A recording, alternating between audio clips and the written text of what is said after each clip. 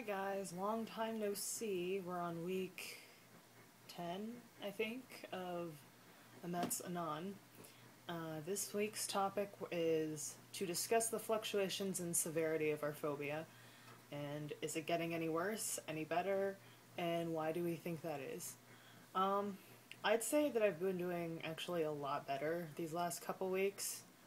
And there's probably a reason for that because I've been participating in a free online study. It's emetstudy.org, and basically there's like an Australian university that's doing this program for people with emetophobia, and this is like the last free trial of it before it goes, I guess, live, and then they start actually charging people for the program. Either way, some people on IES have participated in it and claimed that it's kind of generic and that it didn't help them. But I do agree that it is kind of generic, but they go through a cognitive behavioral approach, and I think that it is pretty effective because I've been doing a lot better. Basically, in the study, like, there's things that you do each week, and I believe it's like week 7 or 8 right now, but I've been super busy lately, so I haven't kept up on it.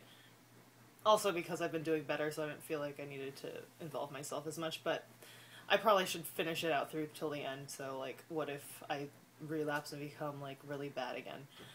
Anyways, in this program, the thing that made the hugest difference for me was finding things that gave me anxiety, things that I did that I thought would help me, with my emetophobia, such as like washing my hands a lot, avoiding situations and places, like not touching my face or anything, or not eating with my fingers, and not going to certain places to eat, and not eating from salad bars, and avoiding public restrooms, and things like that I did because I thought that that would protect me from getting sick. But in reality, it turns out that all those preventative things I did obsessively that sort of reinforced my fear didn't really protect me that much. And instead, it just sort of made my phobia worse because I was sort of participating in this fantasy world where I'm in a constant battle of, like, making myself safe. And it is really just a fantasy world. Like being like, oh, there could be germs on a doorknob and I just touched it and then I've touched my mouth and oh my gosh, I'm gonna have a panic attack now. And like, I've pretty much just divorced my like behaviors and my thoughts. And during like one week we did like, small exposure therapy. It's not like you're gonna force yourself to throw up or force yourself to like be around like someone who's puking or something. But just like small things like don't wash your hands before you eat, and then eat like, with your dirty hands, and then rate your anxiety level, and then wait for the levels to drop. And then pretty much you just record these things, and while it's uncomfortable at first, it really did help me because now I haven't had as many panic attacks. I have like maybe a panic attack once or twice a week when it used to be like several times each day. So that helped. And yeah, pretty much, I mean, sorry, I'm really thirsty. I'm drinking some lemonade.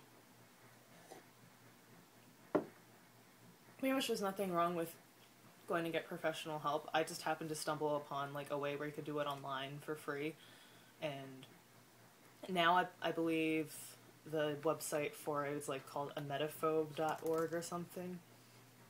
Emetophobe, I'm checking it right now. Yeah, it's emetophobe.com, and I think they're gonna start a trial, not a trial, they're gonna actually start a treatment this month where you actually have to pay like $500 for 12 weeks. It seems like a lot of money, but if you're getting to that point in your life where things are so terrible and like you really can't function and your emetophobia is affecting your quality of life, it might just be worth at least trying it. Like, what do you have to lose? Well, I guess $500, but like in the long run, if it helps you, it's really worth it because I haven't felt this relief from my phobia in a really long time. And like there's been like a couple scares, but I haven't like had anything extreme happen in the last couple weeks since my Easter dinner situation. But yeah, I'd say my phobia has, fluctuated in severity, from like bad to worse to even worse. But now it just seems much better. I feel like I can, gain a grasp on things. I don't, like, freak out over every little thing I touch and think that, like, there's just, like, germs lurking well, there are germs lurking everywhere, but most of them aren't harmful to us, and, like, I'm just not in that mindset where I feel like there could be noroviruses everywhere making me sick, and if I touch something, touch my lips, then I'm doomed. Because in actuality, people don't really get...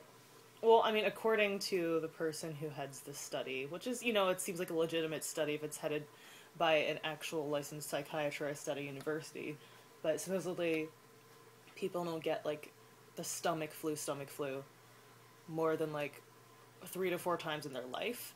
And given that information, why am I, like, freaking out thinking that I'm gonna get it every single minute of every single day, for, like, years? It's really just not worth it from a rational standpoint, because, like, why make your life so terrible when this thing will only happen, like,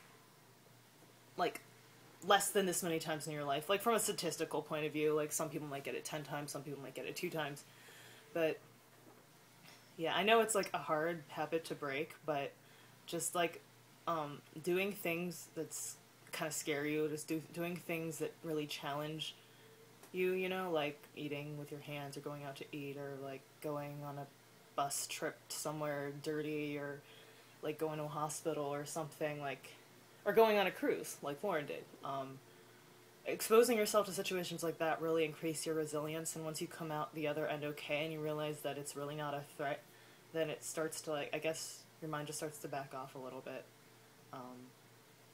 I hope that this isn't something for me that's just going to be like, oh, I'm on some, like, mental placebo effect and I'm going to be okay now, and I mean, I don't know if this is going to last or if it's going to, like, fade out and I'm going to return to the way I was, but I think one thing that helps is to constantly challenge yourself and not, like, give in so much. I know that when you're at a point, with this phobia, and it's just really hard for you to have any self-control over these, like, patterns of thought that really just take over and really, like, make things really difficult and make you feel panicky and sick all the time. I understand how hard it is to break from that cycle, but if you can just try to, like, gradually, be brave and challenge yourself and go out to eat and don't wash your hands before you eat. And I mean, if you're, like, cooking raw chicken with your fingers and then you don't wash your hands before you eat, obviously, like, that's stupid.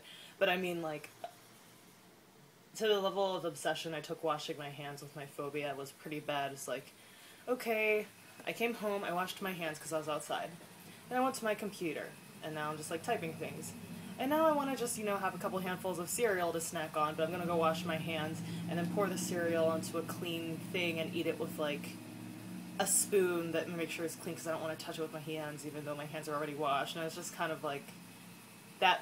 When it gets to that point, it's just really not productive. And every time you do something that sort of reinforces your phobia, it just makes it worse. So I'm trying to challenge myself, and I'm gonna try to keep this whole, like, recovery thing on track.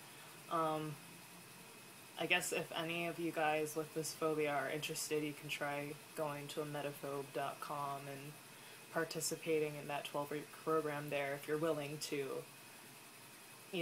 pay for it. But I don't know, some people thought that it was too generic and that it wasn't helping them, but I found it really did help me. And yeah, I'm not trying to, like, advertise it or anything. I'm just saying that, like, this route actually has been helping me a lot, and it's a good thing. Yeah, so that's it for this prompt this week. I feel like I haven't posted a video in forever. More like I haven't posted a video in about a month, So that's not forever. It's really not that long. But I was posting a lot of videos before. Like, I guess I just took a little hiatus or something.